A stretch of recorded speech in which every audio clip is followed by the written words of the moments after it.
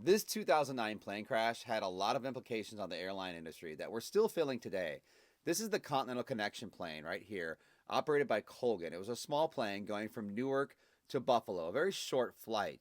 It crashed in a neighborhood, killing 50 people. The investigation revealed that there were several factors that could have led to this, one being pilot training, the other crew fatigue. The crew had been flying all day and they were simply tired. One of them was even sick. So now when you hear that a plane times out, the crew times out, but that basically means that they're mandated to take a rest break, so something like this doesn't happen again. This is the Colgan plane right there. Very sad too. Thanks, guys.